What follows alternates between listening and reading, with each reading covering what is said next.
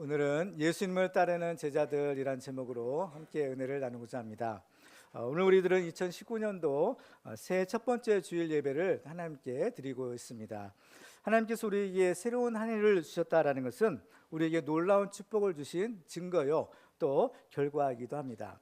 그리고 여기에는 하나님께서 지금까지도 우리에게 은혜 주셨지만 앞으로 더 큰 은혜와 복을 주시겠다는 뜻이 여기에 담겨 있는 것입니다. 하나님은 우리를 사랑하시고 우리에게 복을 주길 원하시는 참 좋으신 하나님이십니다. 오늘 우리가 새해 복 많이 받으세요 라고 인사를 했는데요, 2019년도에는 우리 모두가 하나님이 주시는 큰 축복을 받고 놀라운 기적을 체험하는 그러한 한 해가 되기를 주님의 이름으로 축원합니다. 성경에 보면 하나님께서는 우리에게 모든 좋은 축복을 주시는 분이다라고 말씀하고 있어요. 그래서 우리는 하나님이 주시는 복을 받아야 되는데 복 중에서 최고의 복이 있어요. 그것이 무엇이냐면 바로 하늘에 속한 신령한 복이고, 이것이 바로 예수를 믿고 구원을 받는 복입니다. 예수님께서는 하늘에 속하신 분으로서 바로 이 땅에 살고 있는 우리들을 하나님 나라로 데려가시기 위해서 오신 하나님의 아들이십니다. 그래서 예수님은 내가 곧 길이요 진리요 생명이니 나로 말미암지 않고는 아버지께로 올 자가 없다라고 말씀하셨어요. 그래서 우리가 이 예수님을 믿고 그 예수님을 따라가면 이제 예수님이 계신 하나님의 나라 천국에 우리가 들어갈 수가 있는 것입니다. 그래서 오늘 말씀은 이제 예수님께서 이제 그 예수님을 따르는 제자들을 부르시는 장면을 기록하고 있습니다. 예수님께서 제자들을 부르실 때 나를 따라오라라고 말씀하셨어요. 그래서 그 예수님을 따랐던 제자들은 그야말로 최고의 축복을 받은 사람이 되었던 것입니다. 오늘 말씀을 통해서도 우리들은 나를 따라오라라는 주님의 음성을 듣고 그 주님의 부르심에 응답하여 예수님을 따르는 신실한 주의 제자들이 다 되시기를 주님의 이름으로 축원합니다. 자, 먼저 우리가 그 예수님을 따르는 제자가 되기 위해서는요, 하나님의 말씀에 온전히 순종하려고 노력해야 됩니다. 우리가 예수님의 제자가 되는 것은 전적인 하나님의 은혜가 있어야만 됩니다. 왜냐하면 예수님의 제자가 되는 것은 내가 예수님의 제자가 되고 싶다고 해서 되는 것이 아니기 때문입니다. 그 때문에 우리가 예수님의 제자가 되려면 먼저는 이 하나님의 은혜가 있어야 됩니다. 그 은혜가 뭐냐? 예수님께서 우리를 제자로 불러주셔야 된다라는 것이에요. 오늘 본문에도 보면 예수님께서 제자들을 택하실 때 제자들이 먼저 예수님을 찾아가서 나를 제자로 받아주십시오 이렇게 한 것이 아니라 예수님이 제자들을 찾아가셔서 그들을 제자로 부르시는 것을 볼 수가 있는 것입니다. 그래서 성경에 보면 우리들에 대한 주님의 부르심이 있는데 그 부르심에는 이제 두 가지 종류가 있다고 하죠. 첫 번째로는 우리를 죄에서 부르시기 위한, 구원하시기 위한 부르심이에요. 이사야서 55장 3절에 보시면 너희는 귀를 기울이고 내게로 나와 들으라 그리하면 너희 영혼이 살리라. 하나님께서 우리를 이 구원으로 부르시는 것을 보게 됩니다. 그리고 또 한 가지의 부르심은 우리를 이제 하나님의 일꾼으로 이제 삼으시기 위한 부르심입니다. 하나님께서는 우리를 죄에서 구원하신 후에 이제 우리를 하나님의 일꾼으로 부르시는 것을 볼 수가 있어요. 그러면 과연 이 주님의 부르심이 있어야 된다고 했는데, 그러면 예수님은 과연 누구를 부르시냐, 누구를 구원으로 부르시고 누구를 하나님의 일꾼으로 부르시는가라는 것이 궁금합니다. 이 구원의 부르심의 대상은 모든 사람들입니다. 하나님의 뜻은 모든 사람들이 다 예수를 믿고 구원을 받으라, 이것이 하나님의 뜻이라고 말씀하시죠. 디모데전서 2장 4절에 보면 하나님은 모든 사람이 구원을 받으며 진리를 아는 데 이르기를 원하시느니라 라고 말씀합니다. 그러니까 모든 사람이 다 예수 믿고 구원 받으라는 겁니다. 이게 하나님의 뜻이에요. 주님의 뜻이에요. 그러면 하나님께서는 또 누구를 이 하나님의 일꾼으로 이제 부르시는 것일까요? 그것은 이제 그 주님의 부르심, 구원의 부르심에 응답해서 그야말로 구원받은 모든 사람들은 이제 다 하나님의 일꾼이 돼야 되는 겁니다. 지금 우리는 구원의 부르심과 일꾼으로의 부르심을 편의상 이렇게 구별하고 있지만 엄밀히 말하면 이 두 가지 부르심은 따로 뗄 수 있는 것이 아니라 하나인 것입니다. 그러니까 예수를 믿고 구원받는 사람들은 다 예수님의 제자, 즉 하나님의 일꾼이 되어야 하는 것입니다. 오늘 본문에 나오는 예수님의 제자들도 예수님의 부르심을 받아 그 예수님을 따라가는 순간부터 이 두 가지 부르심에 모두 응답하게 된 것입니다. 그렇기 때문에 구원은 지금 받고 하나님의 일은 나중에 해야 되겠다라는 생각은 잘못된 것입니다. 흔히들 믿음이 자라면 봉사하고 믿음이 더 커지면 헌신하겠다라고 합니다. 그렇지만 그렇게 생각하면 이 신앙의 진보를 이루지 못하고 여전히 어린아이의 믿음에 머무를 수밖에 없는 것입니다. 우리는 교회에 다니는 그 연도의 횟수가 반드시 믿음의 크기에 비례하지는 않는다라는 것을 알 필요가 있는 것입니다. 내가 교회에 다닌 지가 몇 해인데, 내가 예수 믿은 지가 얼마인데, 이거는 별로 중요한 것이 아니라는 것입니다. 지금 당장 과연 그 주님을 섬기는 자리에 있느냐 그렇지 않느냐, 이게 사실은 중요한 겁니다. 따라서 우리가 예수를 믿고 이렇게 구원을 받은 우리 성도들은 그 즉시로 주님을 섬기는 삶을 시작해야 하는 것입니다. 그래야만 그 믿음도 자라고 또 하나님의 살아계심을 체험하고 기적을 맛보는 이러한 능력 있는 신앙생활을 우리가 할 수가 있는 것입니다. 그래서 예수님을 따르는 제자가 되기 원하는 우리들은 특별히 오늘 본문에서 예수님께서 그 제자로 삼기 위해서 어디를 찾아가셨는지에 우리가 주목해 볼 필요가 있습니다. 오늘 본 18절과 19절을 한번 같이 읽도록 하겠습니다. 시작. 갈릴리 해변에 다니시다가 두 형제 곧 베드로라 는 시몬과 그의 형제 안드레가 바다에 금을 던지는 것을 보시니 그들은 어부라. 말씀하시되 나를 따라오라. 내가 너희를 사람을 낚는 어부가 되게 하리라 하시니. 아멘. 자, 예수님께서 이 복음을 전파하실 때 보면 제일 먼저 이 갈릴리 지역에서부터 복음을 전파하신 것을 볼 수가 있습니다. 그러나 예수님 당시에는 바로 예루살렘의 유대인들도 있었고 또 사마리아에 있는 사람들도 있었던 것을 우리가 알 수 있어요. 그렇지만 예수님께서는 그런 사람들에게 가지 않고 먼저 이 갈릴리로 가셔서 복음을 전파하시고 또 그들 중에서 예수님의 제자를 부르시는 겁니다. 그러면 왜 그러셨을까? 먼저 이제 예루살렘에 있는 유대인들을 보면 그 사람들은 일종의 엘리트들입니다. 이 예루살렘은 이스라엘의 일종의 수도, 서울인 거죠. 그렇기 때문에 거기 예루살렘에 사는 사람들은 좀 똑똑하고 또 공부도 많이 하고 또 돈도 많고 높은 지위를 누리는 그런 아주 좀 특별한 사람들이 모여서 사는 곳이 이제 예루살렘에 있는 유대인들이었던 겁니다. 그리고 이 사람들은요 이미 하나님의 말씀을 받은 사람들이에요. 예수님께서 이 땅에 오셔서 하나님의 말씀, 천국 복음을 선포하시는데 사실 예수님이 전하신 하나님의 말씀은 전혀 새로운 말씀이 아니라는 것을 우리가 알 수 있어요. 왜냐하면 예수님이 하신 말씀은요 거의 다 구약에 있는 이미 주신 그 말씀을 가지고 또 이렇게 그걸 해석하시고 또 설명하시는 그런 것을 보게 되는 거죠. 그 때문에 예수님의 말씀은 이미 율법을 통해서 바로 그 유대인들에게 주어진 말씀이었던 것입니다. 따라서 이 당시 유대인들은 하나님의 말씀을 받은 그런 축복의 주인공이죠. 그런데 문제가 있었어요. 뭐냐? 그들은 하나님의 말씀을 받았지만 이 하나님의 말씀대로 살지를 못하는 겁니다. 정말 그들의 문제는 하나님의 말씀이 없는 것이 아니라 그들이 이미 받은 말씀대로 순종하지 못했던 거죠. 예를 들면 이제 예수님의 탄생에 알리는 이 별이 있었잖아요. 그래서 동방 박사들이 그 별을 보고 예루살렘을 찾아갑니다. 왜냐하면 예루살렘이 유대의 수도였기 때문이죠. 그래서 유대인의 왕으로 계신 분이 어디 계시냐? 우리가 그 별을 보고 경배하러 왔다고 합니다. 그러니까 막 온성이 다 수동이 일어났다고 했어요. 세롯이 율법학자들을 불러서 어디냐 묻습니다. 그러니까 율법학자들은 베들레헴입니다.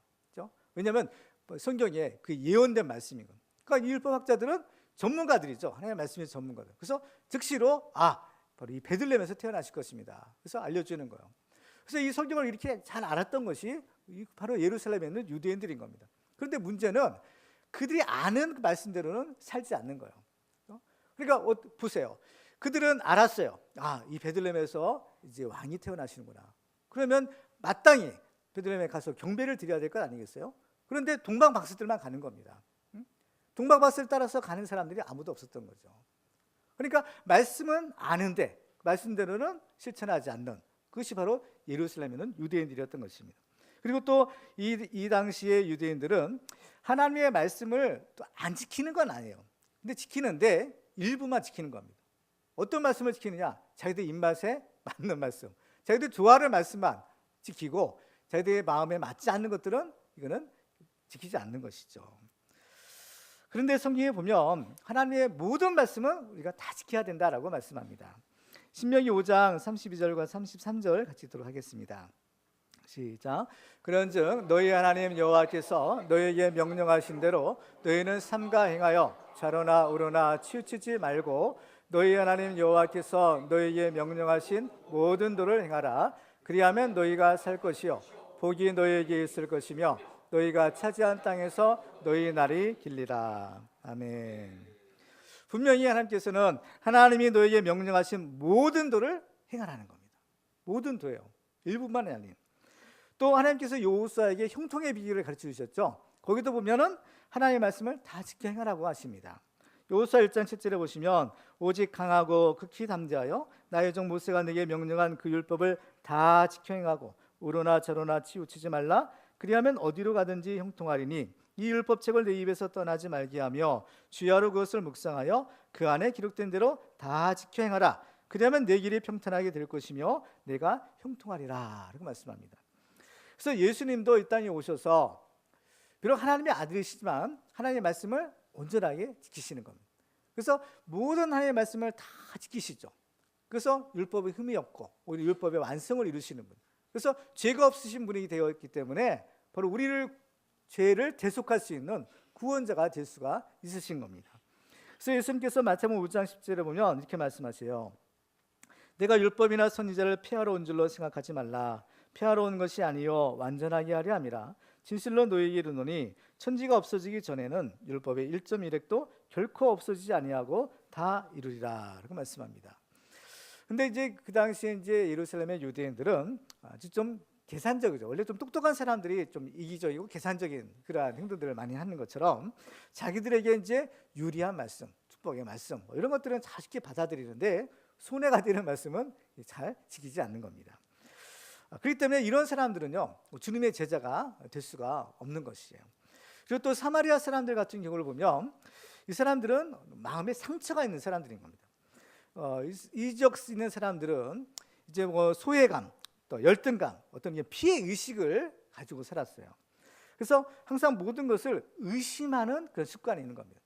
그러니까 뭘 잘해주려고 해도 이 사람이 나를 이용해서 뭘 사기를 치려고 하는 건 아닌가, 뭐 이렇게 의심을 딱 먼저 하는 겁니다.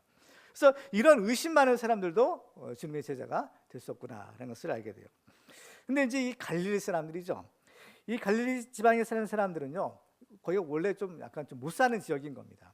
그래서 가난하고 또 정말 그 배우지를 못한 사람들이지만 그 사람들은 순박한 사람들인 거예요. 그래서 그 주님의 말씀에 순종할 수 있는 그런 믿음의 사람들이 갈릴리에 살았던 겁니다. 그 증거로서 그들은 바로 예수님께서 그들을 나를 따라오느라 부르셨을 때 모든 것을 버리고 주님을 따라간 겁니다. 그냥 앞뒤 사실 이게 따지고 계산하고 이러지 못하는 거예요. 그러니까 주님이 나 따라와라 하니까 그냥 따라가는 거예요.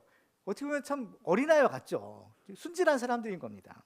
근데 바로 이러한 사람들이 바로 주님이 원하시는 믿음의 사람들이었구나라는 것을 알 수 있는 거예요.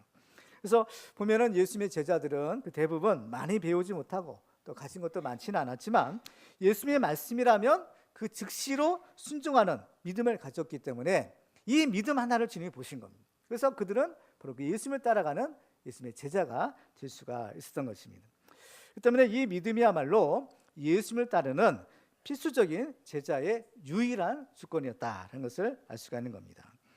우리들도 이렇게 예수를 믿고 또 예수님을 따라가는 제자가 되기를 원하는데, 우리도 그 예수님의 제자가 되기 위해서 우리들은 바로 하나님의 말씀에 대한 우리의 마음 자세가 필요해요. 그래서 하나님의 말씀에 대해서 순전하게, 순진하게 순종하고자 하는 그러한 이 마음이 필요한 것입니다.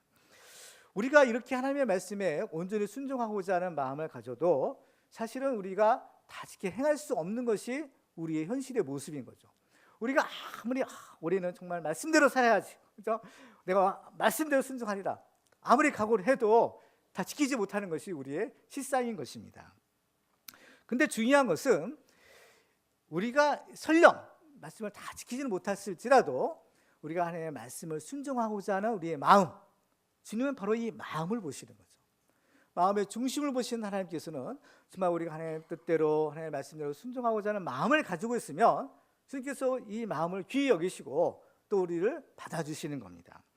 그 때문에 이러한 하나님께서 보시는, 또 주님께서 보시는 바로 그러한 믿음, 바로 하나님의 말씀이라면 온전히 순종하고자 하는 그런 믿음을 우리들도 가져야 되겠다라는 그런 교훈을 얻게 됩니다. 그래서 우리들도 하나님의 말씀에 온전히 순종하고자 하는 이 믿음을 가져서 예수님을 따르는 충성된 제자들이 다 되시기를 주님의 이름으로 축원합니다.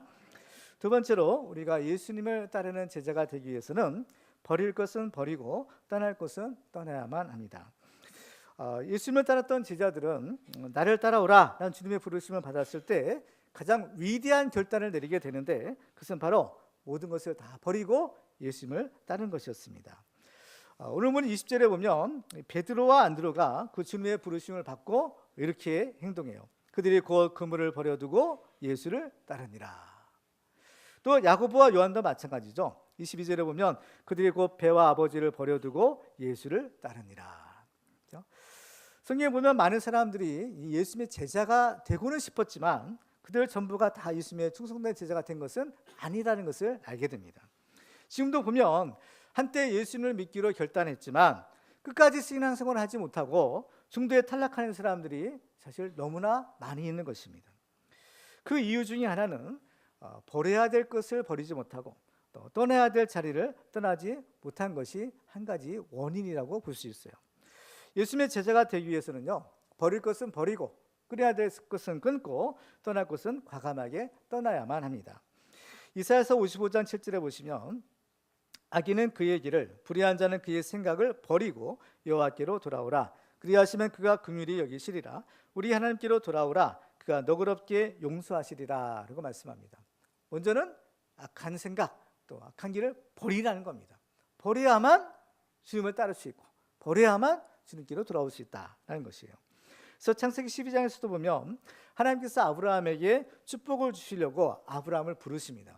그의 복의 근원이 되는 축복을 약속하시죠.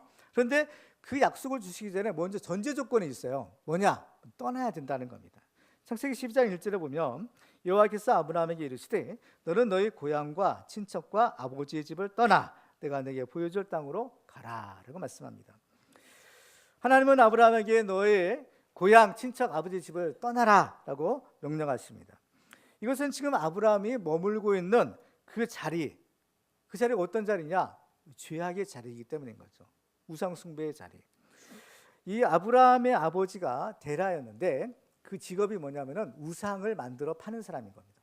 그러니까 옛날 시대에는 아버지 직업을 그 아들이 그냥 물려받는 것이에요. 그렇기 때문에 아브라함이 지금 그 자리에 있으면 어떻게 될까요?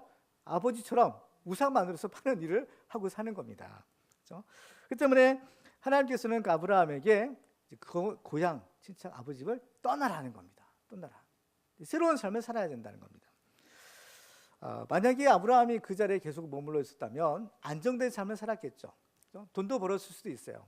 하지만 그것이 과연 축복일까?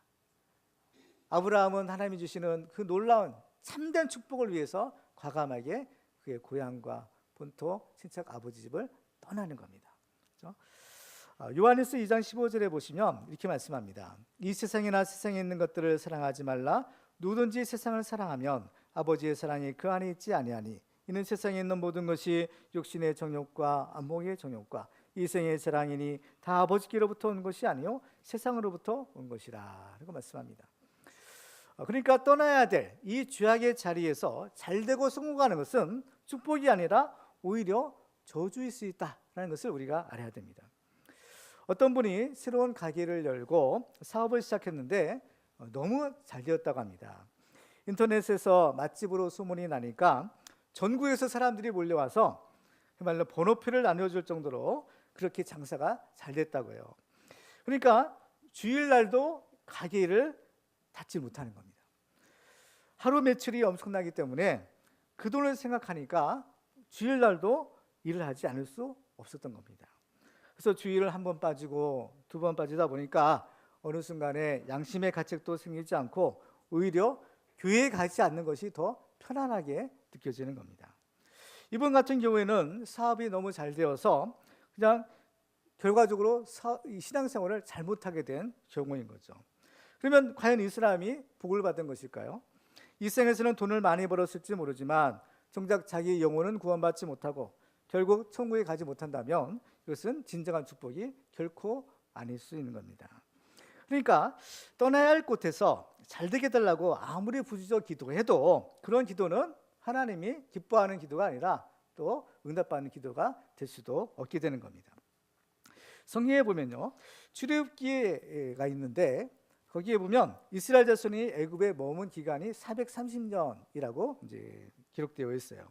그래서 70여 명의 이제 야곱의 가족들이 이제 애굽으로 이주를 하죠. 가나안 땅에 이제 큰 기근이 일어났을 때 이제 그들이 이제 애굽으로 이제 이주를 하는 일이 있었던 겁니다.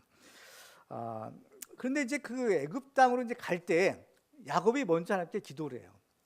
이때는 이제 야곱이요, 이제 하나님을 이제 정말 잘 믿는 이 단계에 이르는 겁니다. 그래서 어떤 일을 결정하기 전에 먼저 하나님께 기도해봐요. 왜냐하면 가나안 땅은 하나님이 약속하시고 하나님 주신 약속의 땅이자 지켜야 될 사명의 땅이었던 겁니다. 그렇다고 해서 기근이 일어났다고 어렵다고 해서 함부로 이 땅을 떠나면 안 되는 겁니다. 그러니까 옛날 그 아브라함 때도 보면 기근이 일어나가지고 하나님께 물어보지도 않고 애굽으로 내려갔다가 큰일 날 뻔했잖아요. 그런 경험들이 있었던 거죠. 그래서 야곱도 이번에 어쩔 수 없이 가기는 가야 되는데 이게 과연 하나님의 뜻이냐? 하나님의 뜻이 과연 어디 있느냐? 하나님이 예비하신 길이냐? 이게 궁금했던 겁니다. 그래서 하나님께 먼저 기도하니까 하나님께서 야곱에게 내려가라는 겁니다. 애굽으로 가라는 거. 이번에는 하나님께서 내려가라고 하시는 겁니다. 그러면서 이 아브라함에게 약속을 주시는 거예요. 장래의 일을 말씀하시면서 이런 약속을 주는 것을 볼 수 있어요. 창세기 15장 13절에 보면 여호와께서 아브라함에게 이르시되 너는 반드시 알라 네 자손이 이방에서 객이 되어 그들을 섬기겠고 그들은 400년 동안 네 자손을 괴롭히리니 그들이 섬기는 나라를 내가 징벌할지며 그 위에 네 자손이 큰 재물을 이끌고 나오리라. 너는 장수하다가 평안히 조상에게로 돌아갈 장사될 것이요 네 자손은 4대 만에 이 땅으로 돌아오리니 이는 아모리족 속의 죄악이 아직 가득 차지 아니함이니라 하시더니 그렇습니다. 이 4대 만에 돌아올 것이라는 거예요. 한 세대를 이제 100년으로 이제 계산하는데 이스라엘 자손은 이제 애굽으로 가서 4대 만인 400년이 차면 다시 돌아와야 된다는 겁니다. 그렇죠? 왜냐하면 이 가나안 땅은 이제 하나님께서 그 땅에서 하나님 나라를 이루셔야 될 아주 굉장히 중요한 계획이 있는 땅이었던 거예요. 그 때문에 지금 이 아브라함의 이 후손들이죠. 이 야곱의 식구들은 이제 애굽으로 내려가지만 애굽의 영원히 그들이 머물 곳이 아니라 돌아와야 될 때가 있다는 겁니다. 그렇죠? 그래서 이제 이제 야곱의 이제 식구들이 다 내려가는 겁니다. 마침 그때 이제 요셉이 애굽의 총리로 있어서 그들은 이제 애굽에서 이제 그야말로 아주 번성을 하게 되죠. 그래서 400년이 지나니까 엄청난 숫자적인 부흥을 이루게 되는 거예요. 근데 이제 드디어 이제 400년이라는 기간이 차게 되는 겁니다. 400년이 됐으면 어떻게 해야 돼요? 이제 하나님의 말씀대로라면 그들은 이제 애굽에서 떠나서 가나안 땅으로 와야 되는 겁니다. 그런데 말이 400년이지 이 400년이라는 기간 동안에 그들이 애굽에서 살았던 거예요. 그러니까 애굽이 그들의 모든 삶의 터전이 다 있는 겁니다.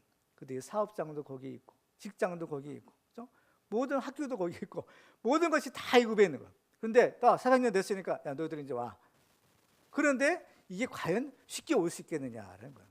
절대로 자발적으로는 못 오는 겁니다. 그래서 하나님께서는 고난을 주시는 겁니다. 그래서 애굽의 바로가 이스라엘 백성들을 막 괴롭히잖아요. 그래서 그들이 이 고난을 통해서 비로소 애굽은 우리가 영원히 살 곳이 아니구나. 우리가 살 곳은 하나님이 아브라함에게 약속하신 그 가나안 땅이 우리가 돌아가야 될 땅이고 우리가 거기서 영원히 살아야 될 땅이다. 이 사실을 깨닫고 그때부터 이제 하나님께 부르짖어서 기도하기 시작하는 것입니다. 그러니까 하나님의 뜻대로 형통한 삶을 살기 위해서는 이런 영적인 분별력이 필요한 것입니다. 같은 애굽 땅이라고 해서 머물러야 할 때가 있고 또 떠나야 할 때가 있다는 겁니다. 또 같은 애굽 땅이라고 해서 하나님의 복을 주실 때가 있고 또 고난을 주실 때가 있다는 겁니다. 그러니까 옛날에는 잘 됐는데 왜 지금은 안 되나 이렇게 생각할 필요도 없어요. 그냥 모든 것이 다 하나님의 때와 섭리가 있기 때문인 것이죠. 그렇기 때문에 정말 떠나야 될 땅에서 떠나지 않고 여기서 잘 되게 해주십시오라고 기도해도 이것은 하나님의 뜻과는 맞지 않는 것이 되는 겁니다. 그러니까 우리의 가정이나 교회도 이 하나님의 때와 이 하나님의 뜻을 잘 분별하고 거기에 순종해야 되는 것입니다. 성경에 보면 바로 이 믿음의 사람 또 이 축복의 사람들은 예외 없이 다 이 하나님의 때, 하나님의 뜻에 순종하는 사람이 됐던 겁니다. 근데 문제는 뭐냐? 우리가 과연 이 하나님의 뜻과 하나님의 뜻을 그렇게 명쾌하게 분명하게 알 수 있느냐는 거예요. 알면은 좋겠지만 사실은 이건 어려운 겁니다. 그렇죠?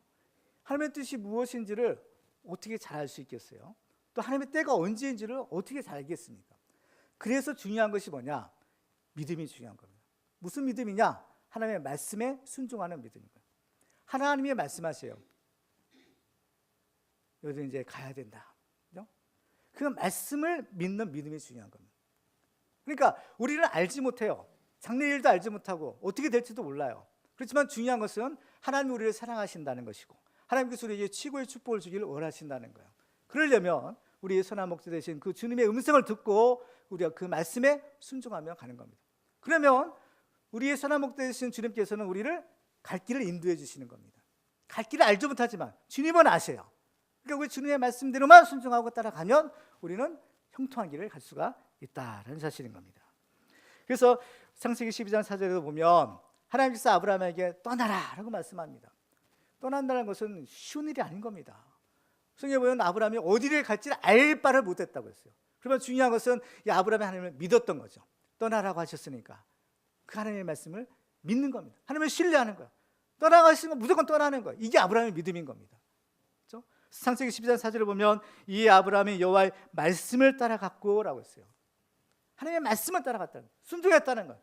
결국 그의 본향 고향 아버지 집을 떠났다는 겁니다. 결과적으로 아브라함이 하나님의 말씀에 떠났다, 그 고향을 떠났다라는 것은요 무엇을 의미하는가 하면 이제 아브라함은 이 땅에 있는 고향을 자기의 고향으로 삼지 않고 하나님이 약속하신 그 본향 하나님 나라를 본향으로 삼고 이제 살았다라는 것을 의미하는 겁니다. 그렇죠? 사람들은 다 이 고향의 회귀의 본능이 있다고 하잖아요. 그렇죠? 본향을 향해 찾아가는 겁니다. 그러니까 우리가 이 땅에 속한 사람이 아니라 예수를 믿고 하나님을 믿고 구원받은 하늘에 속한 사람, 구원받은 하나님의 사람들이라면 이제 우리의 본향은 이 땅이 아니라 하나님 나라가 우리가 돌아가야 될 본향이 된다는 것이에요. 그 때문에 이 아브라함은 이제 그 하나님의 나라를 본향으로 삼고 이제 하나님을 따라 그 말씀에 순종하는 그 믿음의 행진을 시작하게 된 것입니다. 히브리서 11장에 보면 이 아브라함의 믿음의 결단을 이렇게 기록하고 있어요. 히브리서 11장 16절에 보면 그들이 이제는 더 나은 본향을 사모하니 곧 하늘에 있는 것이라. 이러므로 하나님이 그들의 하나님이라 일컬음 받으심을 부끄러워하지 아니하시고 그들을 위하여 한 성을 예비하셨느니라. 그렇습니다.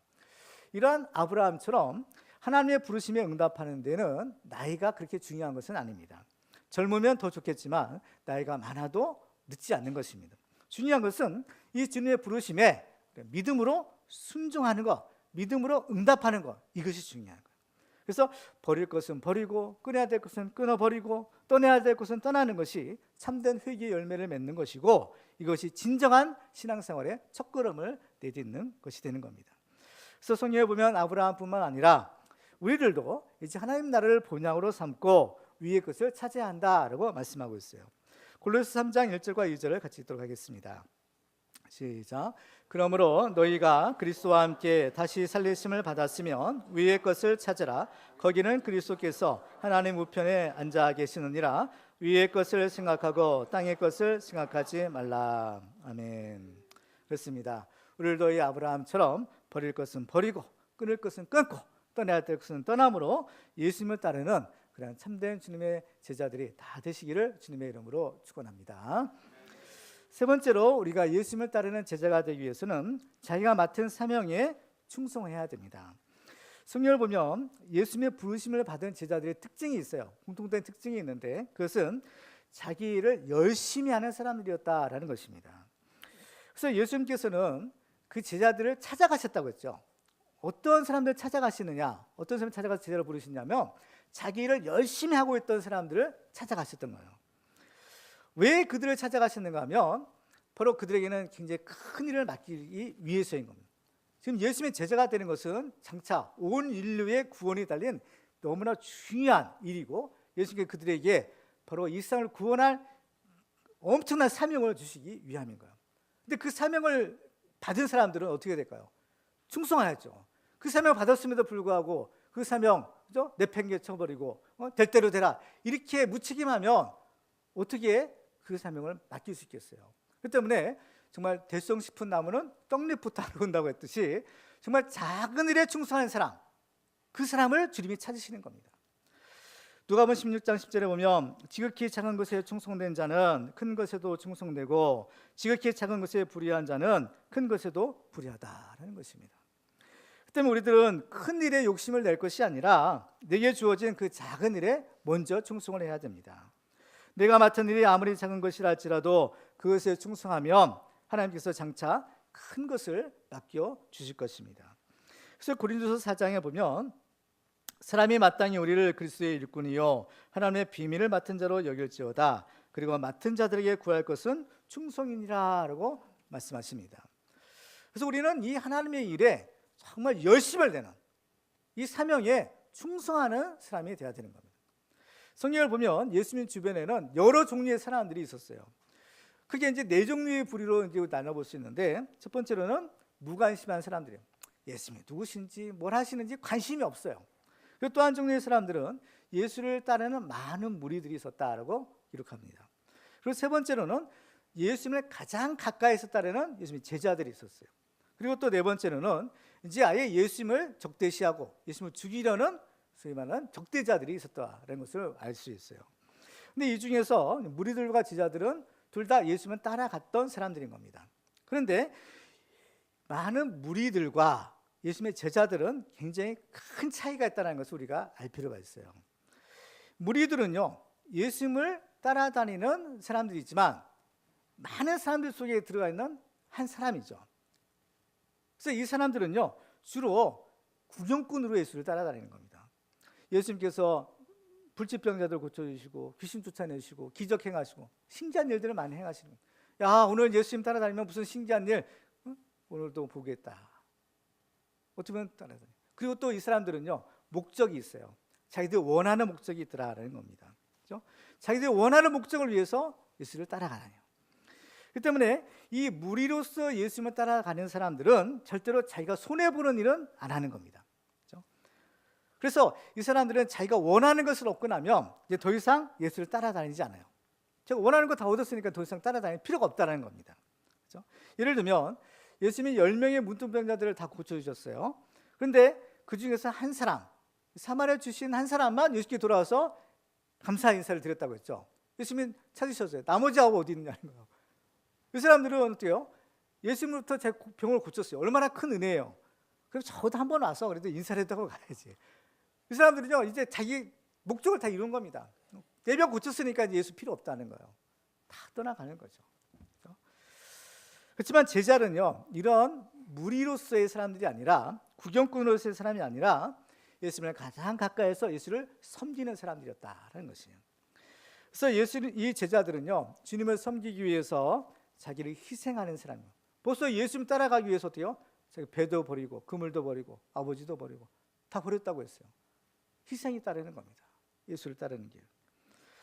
성경에는 무리로 예수님을 따라갔던 사람들의 이름은 기록되어 있지 않아요. 그냥 많은 무리예요. 그냥 많은 사람들의 모임인 거죠.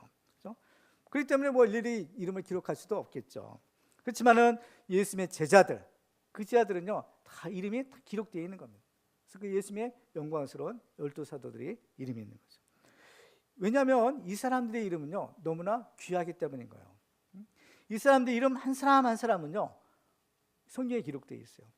그리고 이 사람들은 지금까지 우리들한테도 잘 알려졌죠. 영원한 이름이 되는 겁니다.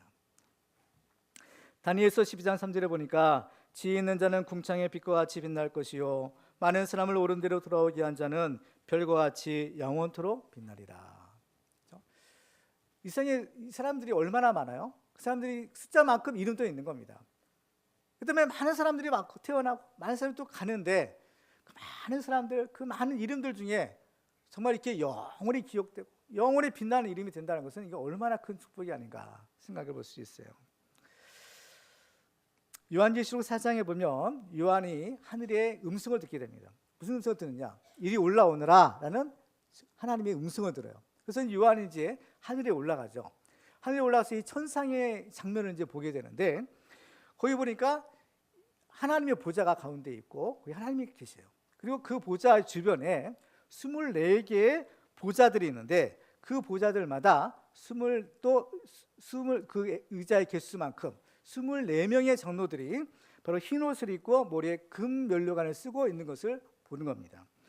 이 24명의 장로들은 구약의 교회와 신약의 교회를 대표하는 자들인데, 이 사람들은 구약의 12지파의 족장들과 또 신약의 12사도들을 의미한다라고 보고 있어요. 그래서 요한이 볼 때 이것이 더 감격스러운 이유가 있었는데, 그것은 뭐냐면은 바로 예수님이 약속하신 것이 실제로 그대로 이루어지고 있다, 이걸 확인했기 때문인 거예요. 마태복음 19장에 보면요, 이 베드로가 이제 예수님께 물었어요. 뭐냐? 우리가 모든 것을 다 버리고 이 주님을 따랐는데 그러면 우리가 뭘 얻겠습니까? 그죠? 우리가 예수님을 이렇게 따랐는데 그럼 뭘 얻겠느냐는 거예요. 그러니까 예수님이 이렇게 말씀하시죠. 마태복음 19장 28절과 29절을 같이 읽도록 하겠습니다. 시작.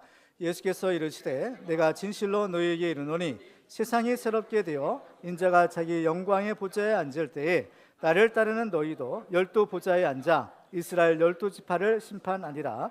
또 내 이름을 위하여 집이나 형제나 자매나 부모나 자식이나 전토를 벌인 자마다 여러 배를 받고 또 영생을 상속하리라. 아멘.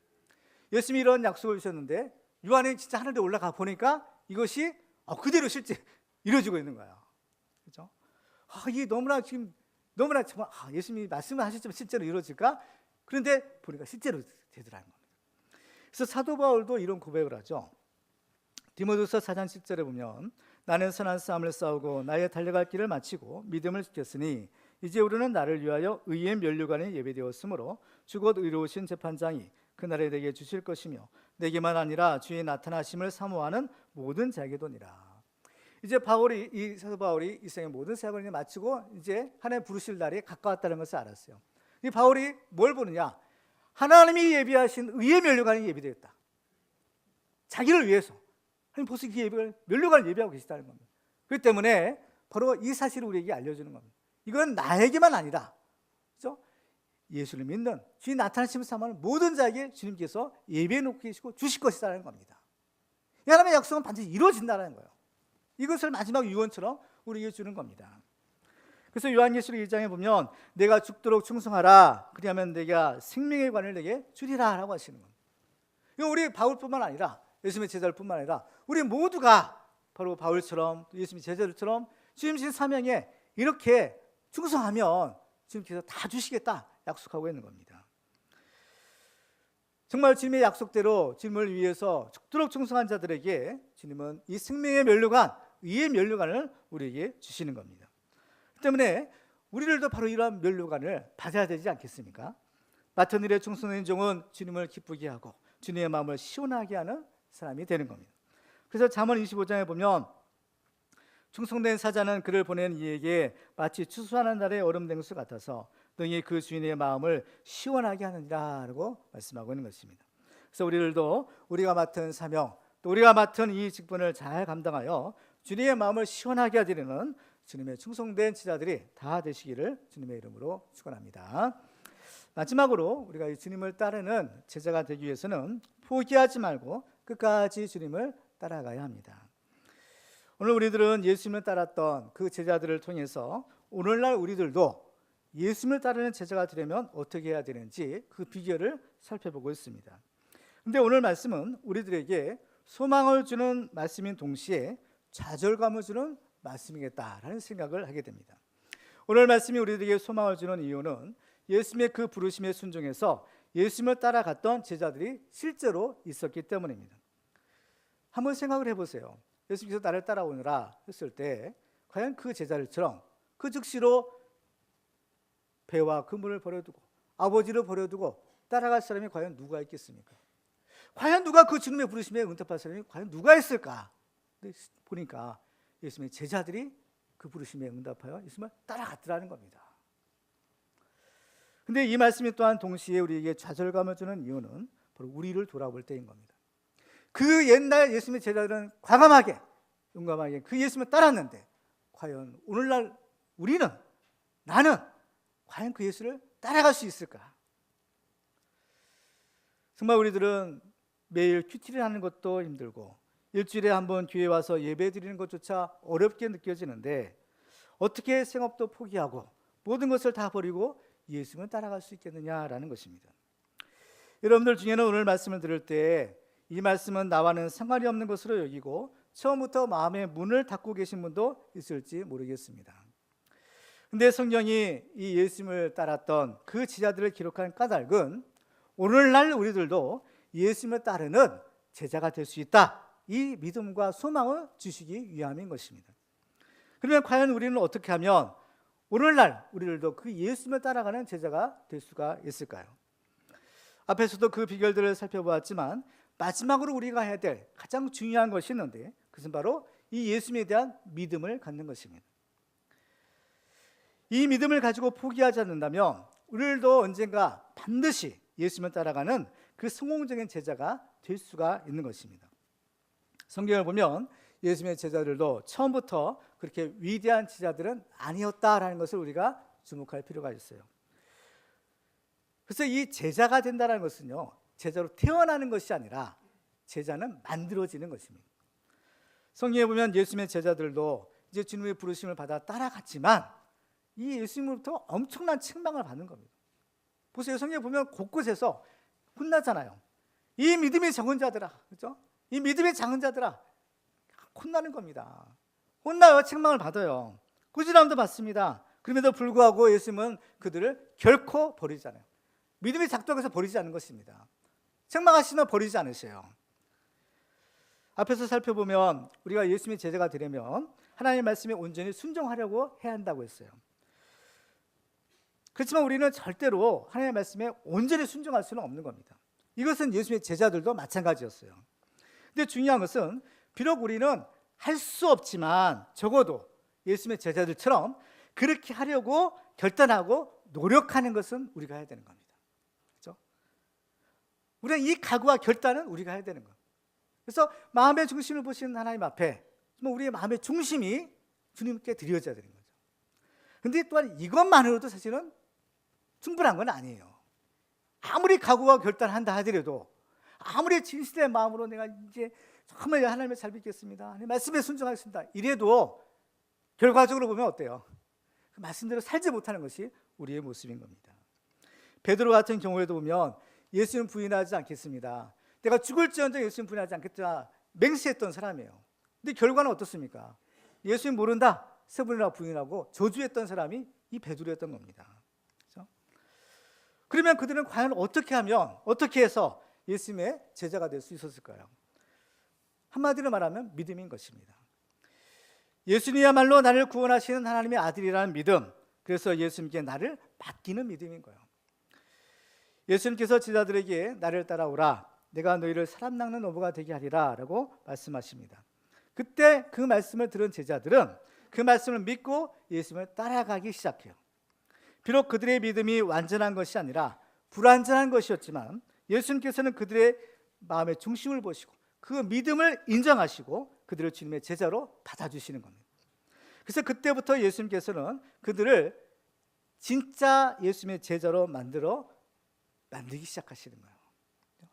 그러니까 제자가 될 수 있는 어떤 조건이나 자격을 처음부터 가지고 태어나는 것이 아니라 예수님을 믿고 그 예수님께 자신을 맡길 때 예수님은 그들을 받아주시고 그들을 책임져 주시는 겁니다. 이게 중요한 거예요. 그러면 예수님은 과연 우리를 예수님의 제자로 만들 수 있는 분이신가? 성경의 증거를 보면 능히 그럴 수 있죠. 갈릴리에서 고기 잡던 그 무식한 그 어부들을 예수님의 제자로 만드신 겁니다. 12사도가 되게 하신 거예요. 예수님은 능히 그 일을 하실 수 있는 분이신 겁니다. 예수님은 정말 좋은 선생님이세요. 좋은 선생님이에요. 그리고 예수님은요, 어떤 분이세요? 이 세상을 창조하신 창조주 하나님이시잖아요. 말씀으로 이 세상을 창조하신 삼위일체 하나님, 이 세상을 만드신 창조하신 하나님, 우리를 지으신 하나님이에요. 그러니까 우리를 예수님의 제자로도 능히 만드실 수 있는 분이 바로 예수님이신 겁니다.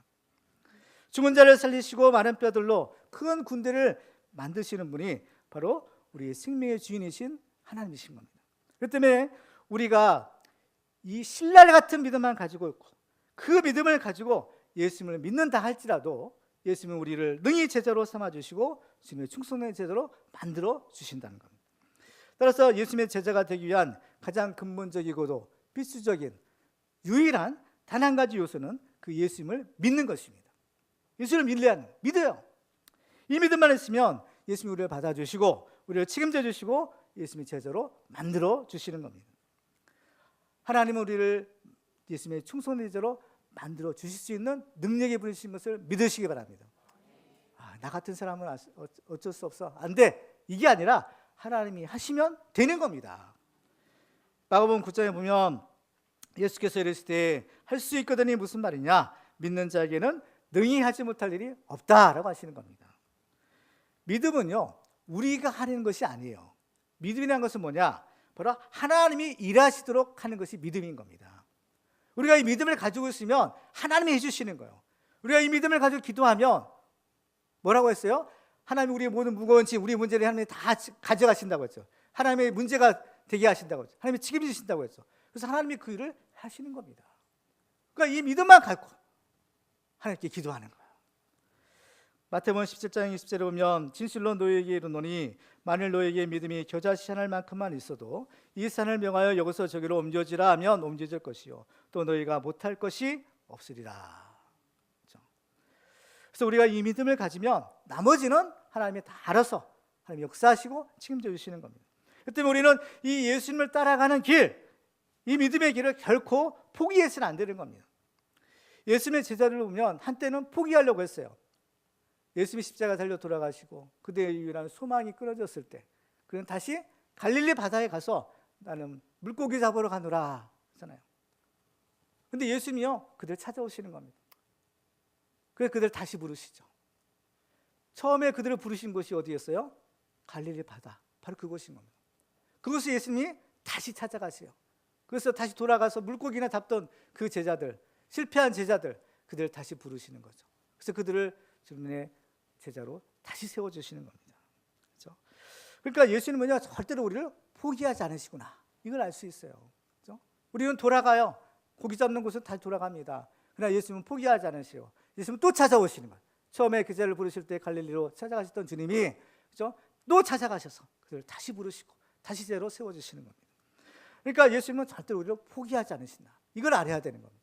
그러니까 예수님이 포기하지 않는데 우리가 포기해서는 되겠어요, 안 되겠어요? 안 되는 겁니다. 이건 예수님을 모독하는 거예요. 예수님이 포기하지 않으시는데, 하나님이 포기하시는데 우리가 포기해서는 안 되는 겁니다. 그러니까 우리는 이 믿음을 갖고, 비록 나는 부족하고 할 수 없지만 일단 우리가 믿었잖아요. 일단 우리를 주님께 맡겼잖아요.